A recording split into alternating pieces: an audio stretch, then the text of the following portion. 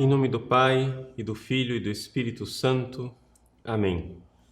Inspirai ao Senhor as nossas ações e ajudai-nos a realizá-las, para que em vós comece e para vós termine tudo aquilo que fizermos, por Cristo, Senhor nosso.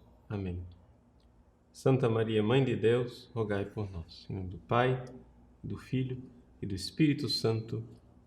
Amém.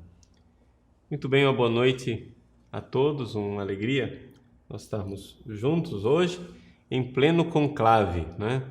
Já vimos hoje a primeira fumaça negra, primeira fumaça preta, né? E era bem preta mesmo, parecia um escape de caminhão não regulado. Então acertaram nos produtos químicos lá para fazer a fumaça preta. Bom, gostaríamos agora de então falar qual é a verdadeira situação, né, do conclave, como é que nós estamos vendo as coisas desse conclave agora. Porque agora sim nós podemos dar alguma opinião de quem seriam os verdadeiros papáveis. Como eu disse para vocês na semana passada, enquanto os cardeais não se reúnem, é muito difícil a gente saber quem realmente são os papáveis, quem são os nomes, né, que apareceram nesse espectro aí desses dias, porque os cardeais, claro, eles fazem promessa de silêncio, e de fato as pessoas que em Roma estão próximas ali estão dizendo que realmente os cardeais estão guardando bem o silêncio, estão comentando muito pouco, e isso é indício também de que muitos deles realmente não se decidiram. Agora, os nomes que começam a surgir, né, nomes fortes para o conclave, começam a ser mais reais.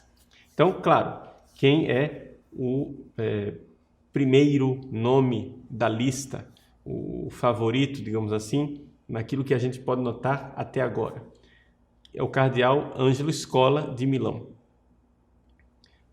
Por que Ângelo Scola?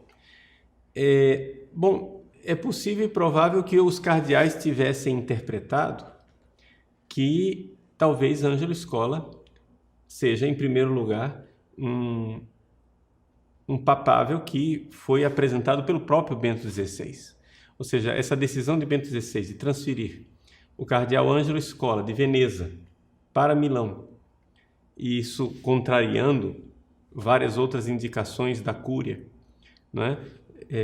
Foi um gesto bastante específico do Papa, um gesto de governo, mas que lançou Ângelo Scola, sem dúvida alguma, para ser o papável, um papável de peso. Agora vejam que interessante, às vésperas do conclave aparece o nome de Ângelo Scola, que já estava lá desde o início, mas estava bem pequeno, né? Não era o favoritíssimo que aparecia, né, nas eleições, nas cogitações jornalísticas. Mas aí, quando os cardeais se reúnem, se começa a falar de Ângelo Scola.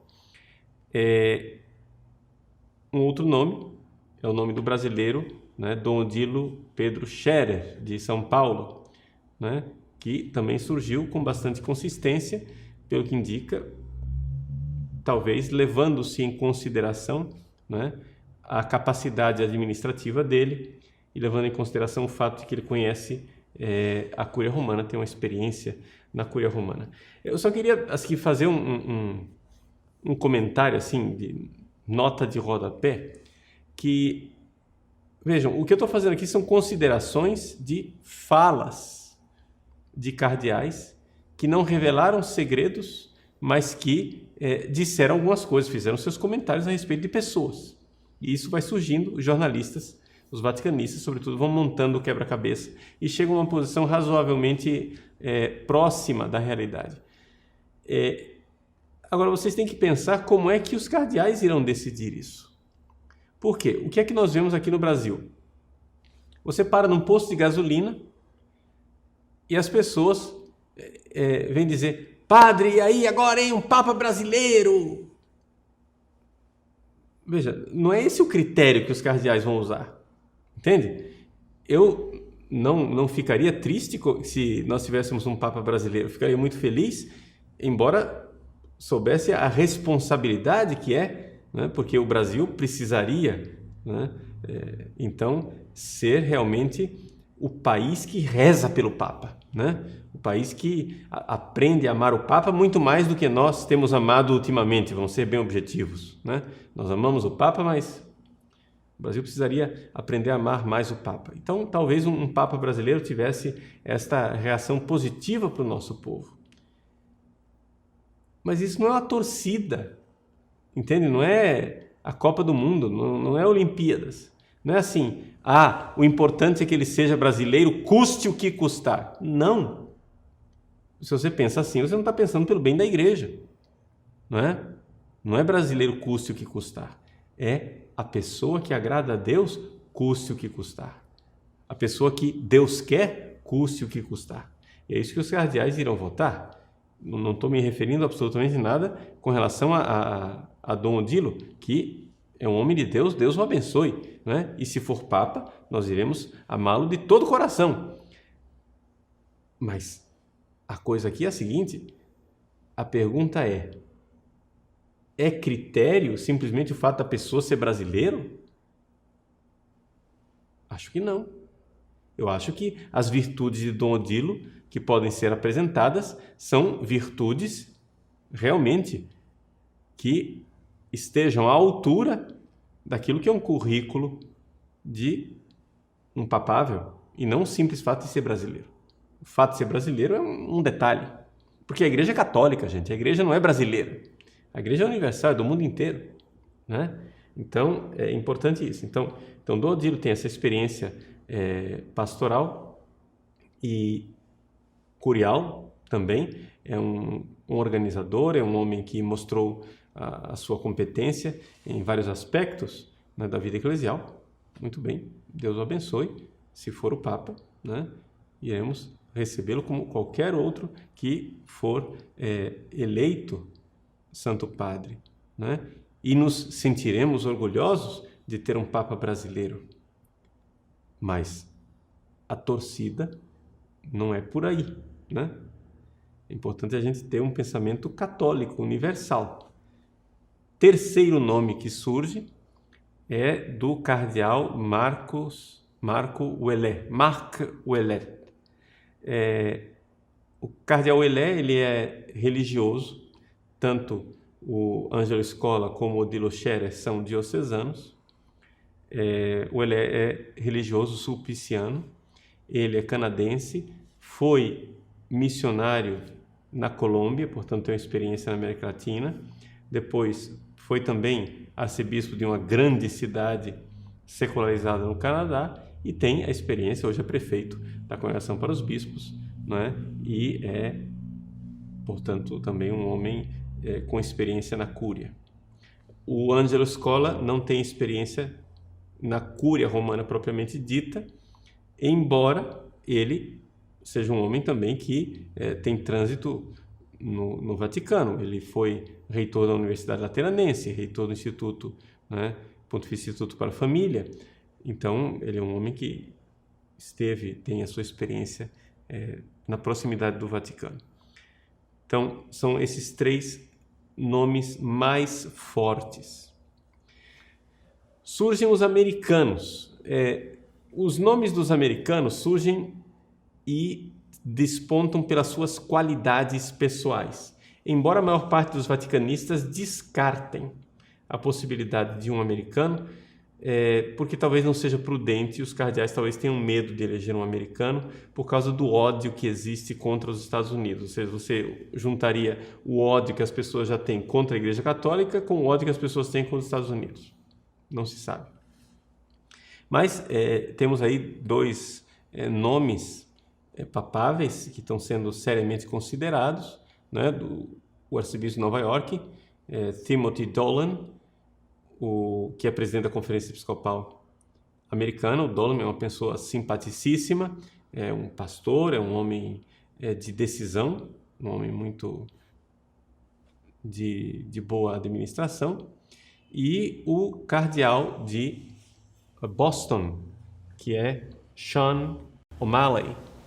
Sean é um nome para João em irlandês. Então, se o O'Malley for eleito, a gente vai ouvir lá, né, a palavra Johannem, né, João. Então, o O'Malley.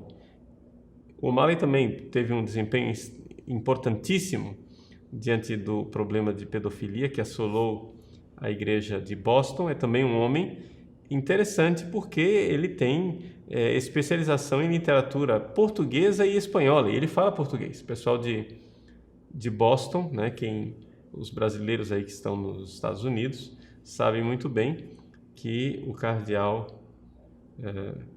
Sean, como ele gosta de ser chamado pelo primeiro nome, que é uma coisa rara nos Estados Unidos, ele tem essas qualidades e tem trabalhado bastante com os de origem latino-americana.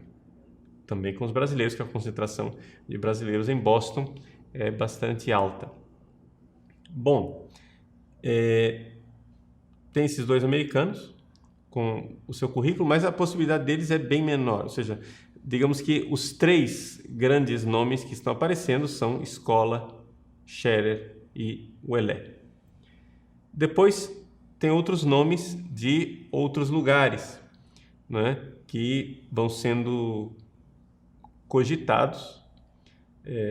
Apareceu, né, o nome do Ranjit, etc. Mas vocês verem como as coisas mudam. Enquanto os jornalistas estavam falando, por exemplo, todo mundo colocava o cardeal Gianfranco Ravasi como sendo o top, né?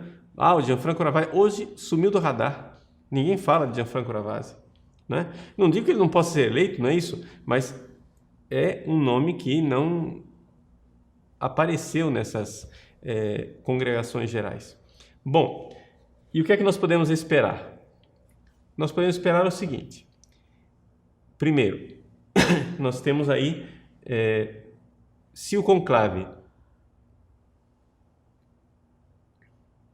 se decidir na quarta-feira ou até, quem sabe, quinta-feira de manhã, provavelmente é porque nós estamos aí diante de uma decisão com esses nomes maiores.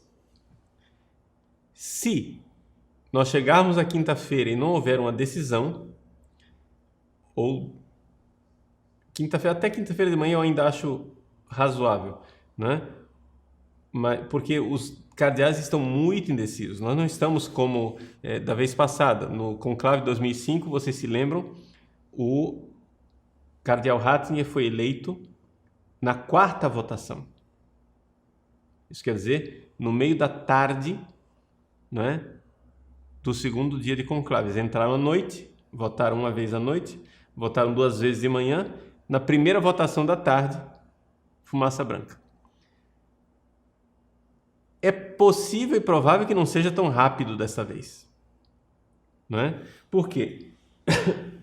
Porque Ratzinger já entrou no conclave com uma vantagem consistente por aquilo que a gente sabe hoje, né? Eu, da minha parte, na véspera do conclave que elegeu Ratzinger, eu não acreditava absolutamente que ele fosse eleito, né? Era bastante cético com relação a isso, então isso já diz para você o quanto você pode ver que o Padre Paulo é um futurólogo, né? Não sou futurólogo coisa nenhuma. Eu achava impossível que Ratzinger fosse eleito e vi como uma grata surpresa, né? Uma surpresa muito positiva.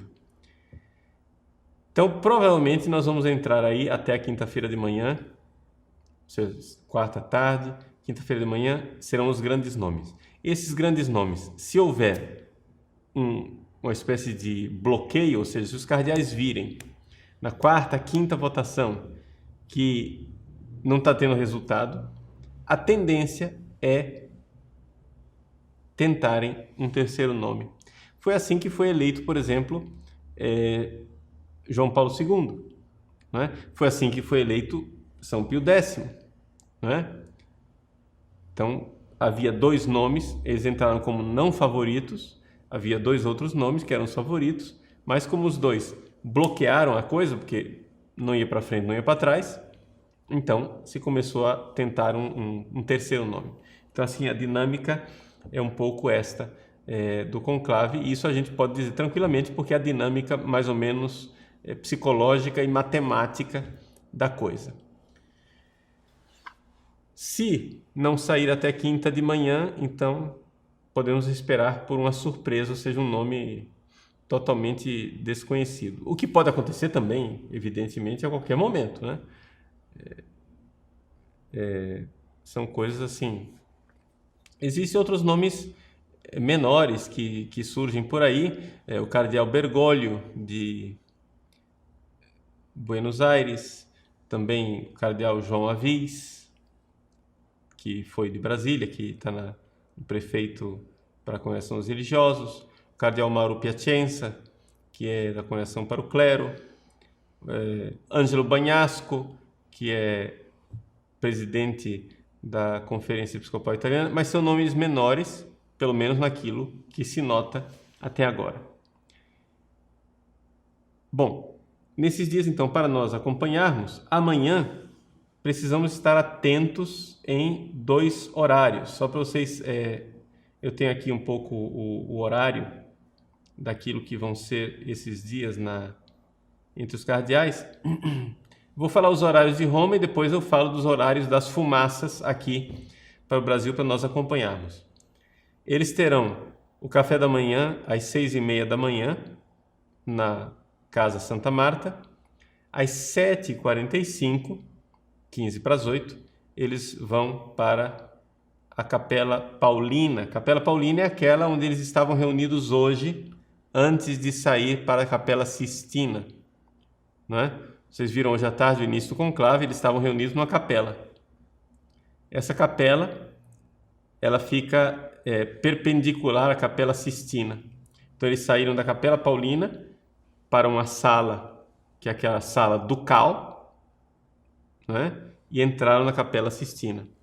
É interessante notar isso, que quando vocês viram lá o Guido Marini fechando as portas da Capela Sistina, tudo isso estava sendo filmado dessa sala ducal, na qual sala ducal tem essa porta para a Capela Sistina e tem a porta também para a Capela Paulina. Então, na Capela Paulina, eles irão celebrar a Santa Missa às 8h15 da manhã. Depois da missa, que deve durar cerca de 1 hora, eles irão às 9h30 rezar laudes na Capela Sistina e logo depois 2 votações. Então essas 9h30, laudes e depois 2 votações. Então laudes deve terminar pelas 10, 2 votações, calculando mais ou menos o espaço de 1 hora para cada uma. É de se imaginar que nós tenhamos a primeira fumaça a meio-dia, ou seja, às 8 horas da manhã de Brasília, horário de Brasília, ou seja, meio-dia de lá de Roma. Possível, mas vocês sabem que isso daqui não dá para cronometrar, né? Hoje o voto foi até bastante rápido e saiu um pouco. Eles estavam esperando que a fumaça saísse às 8 horas da noite de Roma e saiu às 7h41, então com 20 minutos de antecedência. Depende um pouco da rapidez com que os cardeais fizerem a eleição. Então depois eles voltam para a Casa de Santa Marta para almoçar. O almoço é 1 da tarde. Depois, às 4 da tarde, eles retornam para a Capela Sistina. Mais ou menos às 4h30, às 4 horas eles voltam para a Sistina e vão ali ter as votações, né? Depois dessas votações, podemos esperar então uma fumaça às 7 da noite, que para nós, horário de Brasília, seria então às 3 horas da tarde, né? 7 da noite, são 4 horas de diferença, às 3 horas da tarde. É sempre um horário mais ou menos, pode ser que venha antes. Por exemplo, o Ratzinger, todo mundo esperava 3 horas da tarde, Quando foi 2 horas já saiu a fumaça. Por quê? Porque são 2 votações de manhã e 2 votações à tarde. Se ele for eleito na primeira votação, claro que a fumaça sai mais cedo, sai 1 hora mais cedo, né? Então, fumaça branca tem a possibilidade de sair mais cedo. Então, fiquemos atentos para as 2 fumaças, uma às 8 da manhã e outra às 3 da tarde, né? Horário da misericórdia. Então, vamos ver essas 2 fumaças. Se for rápido o conclave, será eleito amanhã, já teremos um papa. Se não, entramos na quinta-feira e aí veremos. Provavelmente, acho que de quinta-feira não passa, né? É difícil que o conclave chegue num impasse total em que não vá para frente. Bom, o que mais que nós podemos dizer? Nós podemos dizer o seguinte, que assim como nós aprendemos a amar o Papa Bento XVI, nós iremos aprender a amar o Papa que vier, né? O Papa que Deus quer para nós. Mas, por enquanto, nós devemos rezar. E rezar por quê? Né? Você vai dizer, padre, mas não é garantido que o Espírito Santo é quem vai escolher o próximo Papa? Bom, veja, garantido mais ou menos, né? Eu encontrei hoje uma frase interessantíssima do vaticanista Andrea Tornielli. Ele coloca no seu site uma frase de São Vicente de Lerim, onde ele diz assim: São Vicente de Lerim é um santo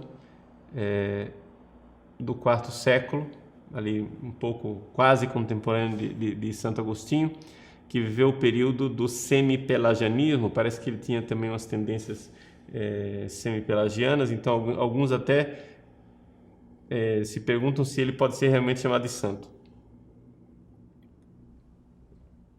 Em todos os casos, o semi-pelagianismo foi condenado pelo Concílio de Orange, mas ele escreveu uma obra importantíssima chamada Comunitorium, onde ele nos fala de como é que a fé católica pode ser assegurada ao longo dos séculos, né? Com aquela quod semper, quod ubique, quod ab omnibus, né? Aquilo que sempre foi crido, aquilo que foi crido em todos os lugares, aquilo que foi crido por todos os grandes doutores da igreja. Muito bem. Então, São Vicente de Lerins tem uma frase que diz assim: Deus doa alguns papas, outros ele tolera e outros ele inflige. Interessante essa frase. A uns papas ele dá como um dom, é uma bênção aquele papa. Outros ele tolera. Tudo bem, veio o papa, não era aquilo que Deus queria, mas ele vai suportar ali durante o conclave. E outros papas ele inflige nas pessoas como um castigo, né? Então, se é assim, vamos rezar para que nós recebamos de Deus o Papa da sua misericórdia e não o Papa que nós merecemos. Porque, olhando para o estado da igreja atualmente, o Papa que nós merecemos seria um Papa que seria infligido a nós como um castigo. Esperemos que não, rezemos. E é por isso que precisamos rezar. É o Espírito Santo quem escolhe o Papa? Bom, o próprio cardeal Ratzinger respondeu essa pergunta com muito mais autoridade do que eu, dizendo assim que não é exato dizer que é o Espírito Santo quem elege o Papa. Digamos que o Espírito Santo é um dos tantos agentes que entra em conclave. E ele tem a sua parte, né? Para garantir que as coisas não deem completamente errado. Essa foi a frase do cardeal Ratzinger: não deem completamente errado. Sendo mais específico, nós poderíamos ver aquele artigo interessante que o historiador Roberto de Mattei escreveu e que está publicado na página do Fratres in Unum. Nessa página do Fratres in Unum vocês vão encontrar um artigo de Mattei onde ele faz claramente uma análise de que, de fato, houve papas maus. Houve papas que você não pode dizer que foi o Espírito Santo que escolheu. Você pode dizer que Deus depois tira do mal um bem, mas você não pode dizer que Deus fez o mal. Né? O exemplo mais clamoroso é o exemplo de Alexandre VI, né? Que era um papa que teve uma vida imoral antes de ser eleito papa e teve uma vida imoral depois de ser eleito papa, né? Ele teve 12 filhos com mulheres diferentes e parece que inclusive contraiu sífilis e terminou morrendo de malária. Bom, Alexandre VI foi um desastre, né? E, no entanto, Deus conseguiu tirar coisas boas desse papado. Se nós olharmos para os papas dos últimos tempos, né, nós certamente temos razões de esperança de considerar que o Papa que virá será um dom de Deus. Não será um Papa que nós tenhamos nem que Deus tenha que tolerar e nem que Deus inflige em nós. Vamos esperar isso. Mas nós temos que rezar. Ou seja, faz parte da nossa missão rezar. Faz parte da nossa missão agora, nesse momento. O nosso hoje é rezar para que venha um Papa conforme o coração de Deus, né? Que Deus, na sua divina providência, nos dê um Papa, como recordava o cardeal Sodano, decano do Colégio Cardinalício, que não entrou em conclave, porque já tem mais de 80 anos, na missa proeligendo o pontífice desta manhã. Uma outra coisa importante. Hoje, nossa missão é rezar, fazer jejum, fazer penitência, celebrar missa, rezar terços. É quaresma. Vamos aproveitar e suplicar de Deus a sua misericórdia para com a sua igreja, não por nossos méritos. Porque, como eu disse, se vier o Papa que a gente merece, nós estamos perdidos, né? Porque nós não temos sido especialmente fiéis nos últimos tempos. A igreja passa por problemas difíceis. Bom, mas, uma vez que vier o Papa, a nossa primeiríssima missão será aprender a amá-lo. Tá? Por quê? Porque não é possível haver comunhão na igreja, haver acordo na igreja se não houver benevolência. Se nós já formos com preconceitos, né, sobre o Papa, porque o Papa, eu não vou com a cara dele. Então, vai ser difícil nós acolhermos depois os seus ensinamentos. Então, nossa primeira missão vai ser amar o Papa, né? Crer e amar. Isso aqui é muito importante, né? Dom Eugênio Salles, grande arcebispo de São Sebastião, do Rio de Janeiro, falecido, ele, quando ia a Roma, sempre levava um presente para o Papa, e o Papa João Paulo II, bem-aventurado João Paulo II, um dia perguntou para ele: Dom Eugênio, por que você nunca vem de mãos vazias? Dom Eugênio respondeu para ele: Santidade, algumas pessoas dão presentes porque querem bem, outras dão presentes porque creem. Então nós precisamos dar esse presente de nossa benevolência, de nosso querer bem, por causa de nossa fé. Então, crer é Pedro e depois amar. Padre, mas se o Papa fizer alguma coisa errada e não for um bom Papa? Bom, nossa primeira missão é crer e amar. Depois, a história, nós não vamos vivê-la por antecipação. Nós não temos condições de vivê-la por antecipação.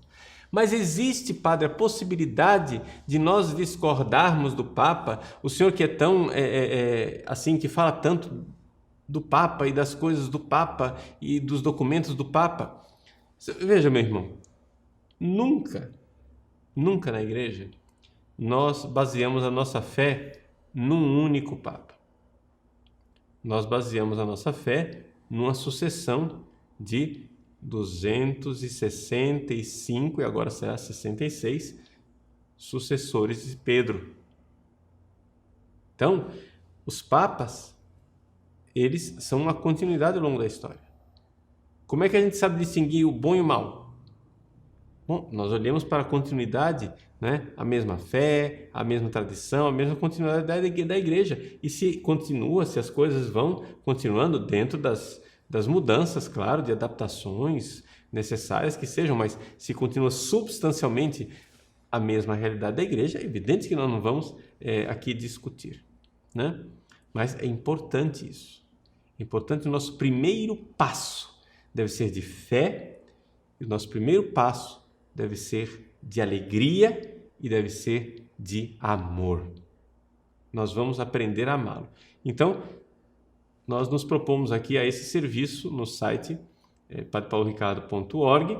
Quando nós tivermos um novo pontífice, vamos estudar a sua vida, se eu não conhecer, pode ser que seja um cardeal totalmente desconhecido, que não seja nenhum desses nomes que eu estou colocando aqui para vocês. Se vier um Papa totalmente desconhecido, nós iremos conhecê-lo e, conhecendo, iremos amá-lo, né? Então, iremos acolhê-lo com fé e aprender a amá-lo. Essa a nossa missão, porque Pai a gente recebe, Pai a gente não escolhe, Pai a gente ama. Então, vamos ter que aprender a amá-lo. Então, antes de tudo, essa benevolência que nasce da fé. Essa benevolência que nasce da fé, que é importante que todos nós tenhamos. Nós não podemos receber o Papa com preconceitos, porque seria uma atitude ruim.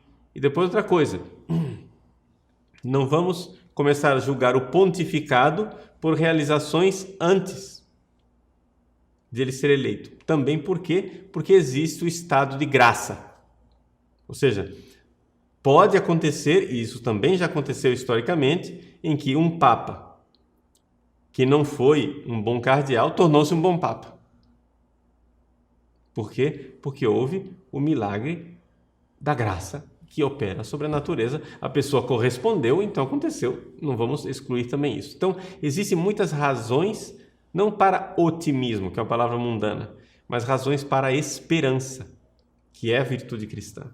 De nós realmente esperarmos que o Senhor está com a sua igreja e não deixará as portas do inferno prevalecer.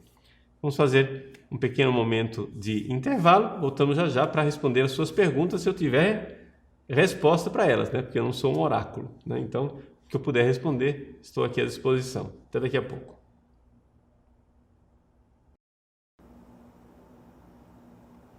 Voltamos então para responder algumas das perguntas que estão sendo apresentadas. O Josué Silva Santos, quais os principais desafios do novo Papa? Veja, Josué, isso daqui é uma coisa é a gente ver de fora, né? Outra coisa é você ver lá de dentro. Certamente existem alguns problemas estruturais que precisam ser sanados dentro da cúria.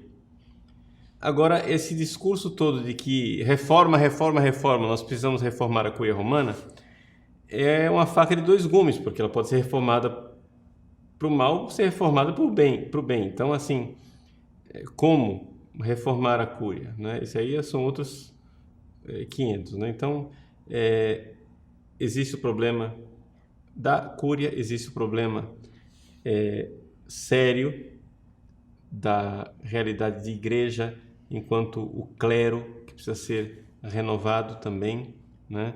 Para que a vida dos fiéis receba realmente a fé. São desafios que o próprio Papa Bento XVI enfrentou, implementando o ano sacerdotal, fazendo algumas modificações dentro da cúria romana aos poucos, mas que o próximo Papa certamente terá que continuar. Daniel Celestino: Padre, hoje no Jornal Nacional foi dito que já houve conclave que demorou mais de 2 anos, é verdade? Quem ficou à frente da igreja nessa época? O senhor pode falar sobre esse período? Bom, Daniel, veja, isso, claro, era durante a Idade Média, em que as decisões do conclave, elas não eram somente decisões de igreja, eram também decisões políticas, porque o Papa era também um rei, né, dos Estados Pontifícios, e havia famílias que tentavam dominar. Também havia todo um jogo político com os vários países. Então, quem governava a igreja? Como sempre, no período de sede vacante, quem governa a igreja é o colégio dos cardeais. Agora, nós temos que lembrar que nessa época, não era como hoje, que nós tínhamos essa presença do Papa contínua e constante. Hoje nós temos algo extraordinário através da internet. A todo momento você pode estar vendo o Papa e assistindo as coisas dele, recebendo notícias, encíclicas, cartas, discursos, etc. Né? Então o Papa tornou-se, digamos assim, o grande catequista da igreja do mundo inteiro. No entanto, naquela época não era assim.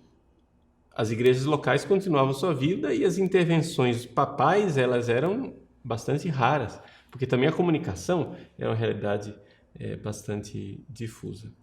Agostinho Oliveira, Padre Paulo, sua bênção, pergunto: se Deus permitir um Papa que viesse com ideias de permitir coisas que são moralmente erradas, como nós deveríamos nos comportar?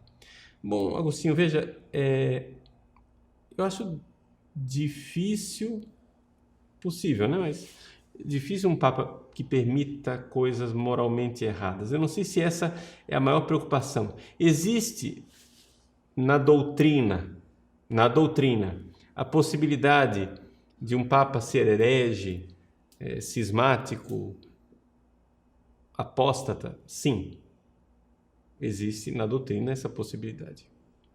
Mas, como fala São Roberto Bellarmino, e na própria doutrina, eu aprendi isso quando era aluno na Gregoriana, né?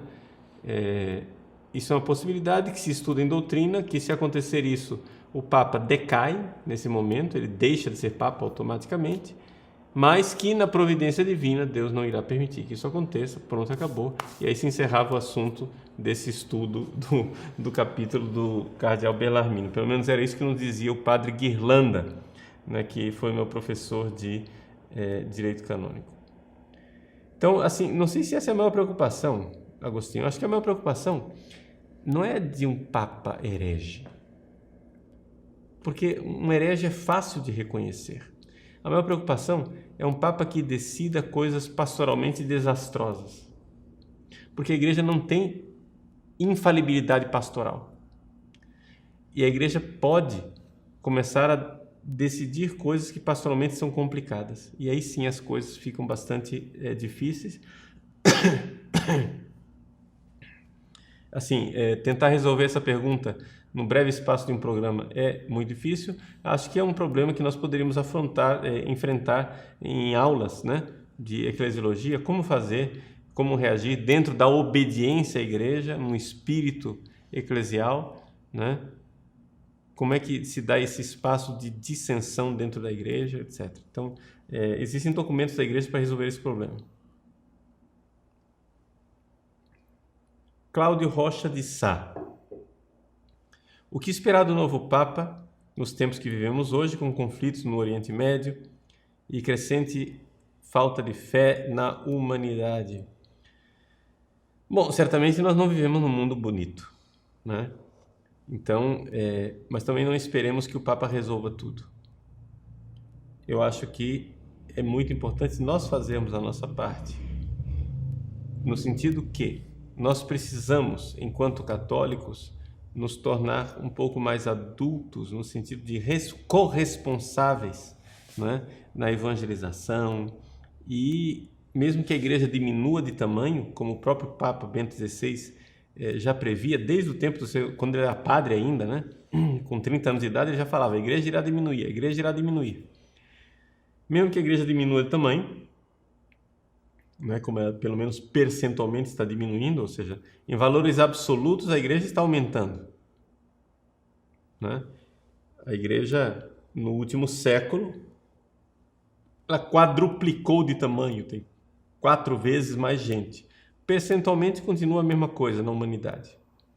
Na Europa tem decrescido muito percentualmente, aqui no Brasil também, nós éramos 95% da população, agora somos só 65%.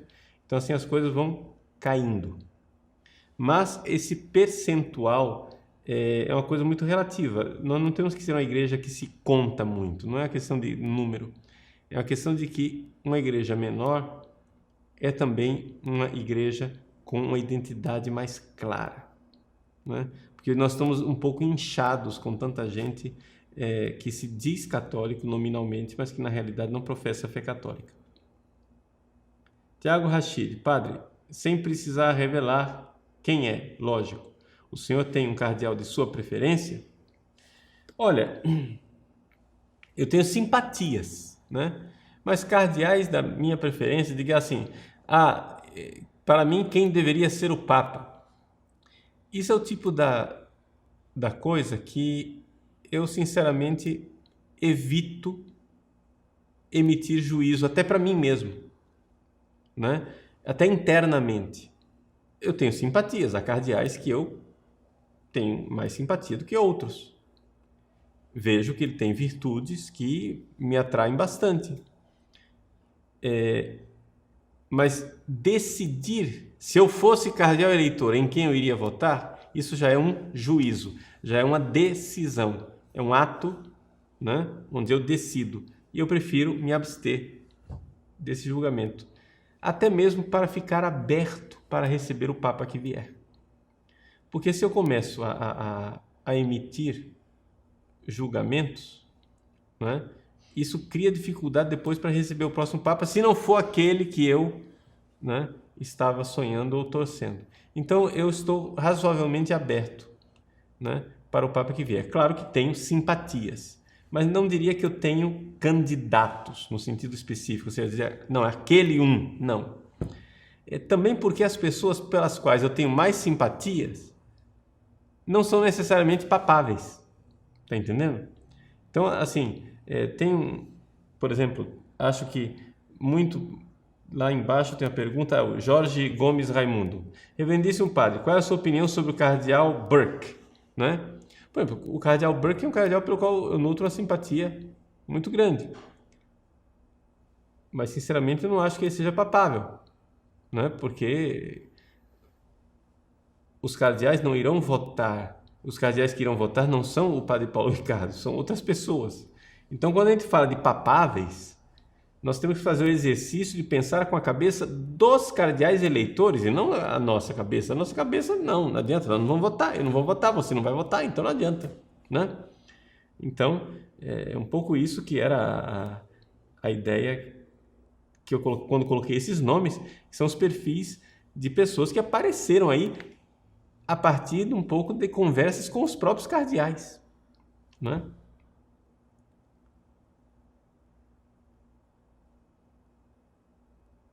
Muito bem. Uma outra pergunta. O Alitel. Padre, qual é o perfil do cardeal escola? É conservador? Veja, Alitel, depende um pouco como você define conservador, não é?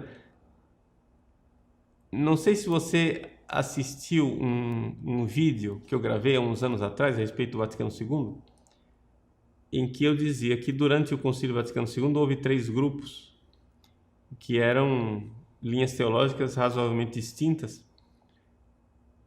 e nesses 3 grupos havia os mais tradicionais, que se moviam no ambiente de uma teologia tomista, havia um grupo intermediário, que é a teologia das fontes, etc., e um grupo que estava mais aberto às filosofias modernas. Digamos que o cardeal escola, ele não é nenhum dos dois extremos, ele nem é um homem totalmente aberto para influências de uma modernidade que rompeu a unidade entre fé e vida, mas também não é uma pessoa fechada a contribuições teológicas diferentes do tomismo. O que não quer dizer que ele não goste de Santo Tomás, né? É um homem que nós poderíamos dizer cuja teologia é bastante próxima de Ratzinger. Lembre-se que ele fazia parte do grupo que fundou a revista Communion, que é a revista iniciada por Ratzinger e Balthasar, né, para ser alternativa a outra revista, Concilium, que aí se tornou uma revista mais, digamos assim, aberta às influências da filosofia mais mundana, né?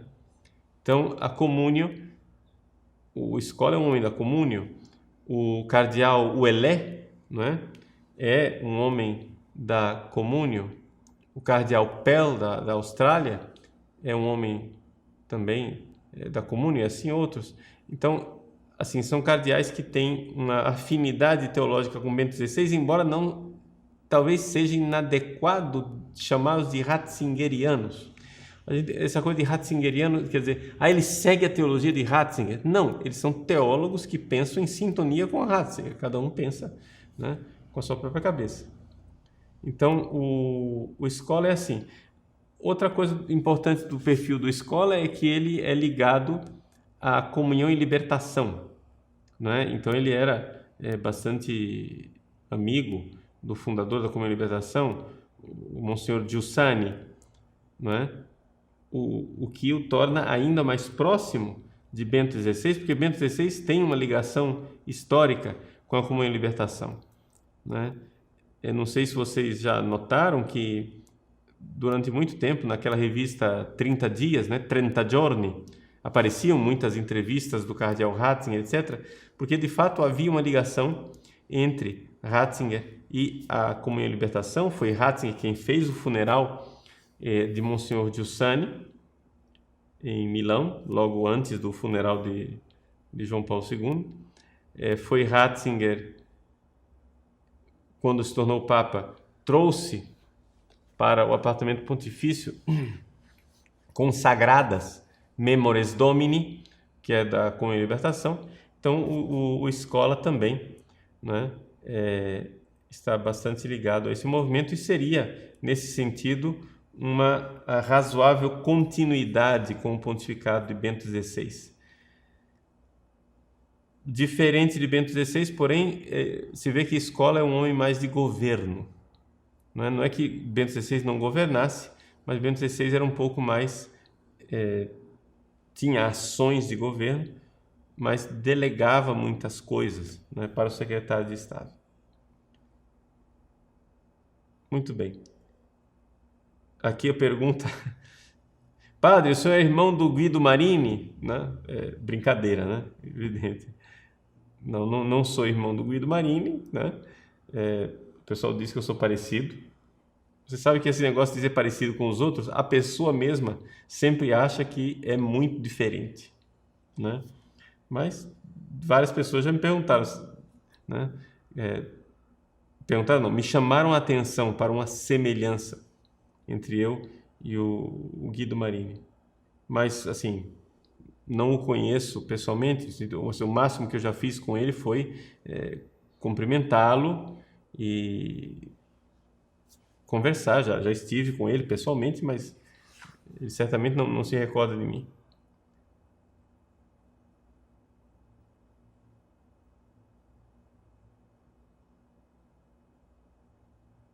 Então, Padre Paulo, qual a palavra de esperança que o senhor poderia nos dar com relação à implantação de uma nova religião global e à perseguição em curso aos cristãos? Bom, veja, todas essas coisas estão acontecendo. Existe um esforço de implantação da nova religião global, existe um esforço de alguma forma, minar o cristianismo desde dentro e desestimular o crescimento do cristianismo no mundo inteiro. Bom, as portas do inferno não prevalecerão. Nós sabemos que a igreja pode sim e irá no fim dos tempos, não sei se nós estamos exatamente no fim dos tempos mesmo, mas a igreja irá seguir o destino do seu divino fundador. E o destino divino fundador é glorioso, porém não antes da paixão, morte e ressurreição. Então, o próprio catecismo da Igreja Católica nos lembra isso, que não haverá um triunfo da Igreja aqui na Terra. Haverá sim, né, uma provação final da Igreja e depois a esposa virá do céu. Isso vai acontecer nos nossos dias, isso vai acontecer daqui a 1000 anos, nós não sabemos. O fato é que nós cristãos não devemos esperar um triunfo da Igreja. O que devemos sim é fazer a nossa parte para que a Igreja cresça, porque nosso Senhor Jesus Cristo nos deu a missão: ide e evangelizai. Então, para nós existe uma realidade muito positiva, que é o fato de que nós estamos do lado da verdade, né? Nosso Senhor Jesus Cristo é a verdade. Então, a verdade, ela se impõe com muito mais facilidade do que a mentira. A mentira, ela precisa ser hegemônica de alguma forma, né? Ela precisa dominar tudo, enquanto a verdade não precisa dominar tudo. Ela precisa ser uma pedrinha que é lançada do alto da colina e ali vem a avalanche, né? Ou seja, ela arrasta. A verdade, ela arrasta. Então, nosso trabalho, ele não é tão difícil assim. Nosso Senhor está do nosso lado, nós temos assistência da igreja, temos os sacramentos, temos a Virgem Maria, temos tanta coisa. Então, estamos com Deus e isso é o que interessa, é nós sabermos que Ele vencerá. Ele vencerá. Então, a pergunta não é se Deus vai vencer, mas a pergunta é de que lado nós estaremos quando Ele vencer. Então, vamos pedir a Deus, nosso Senhor, que nos dê essa graça de perseverar até o fim. E aqui que está a grande importância nossa. Quem perseverar será salvo.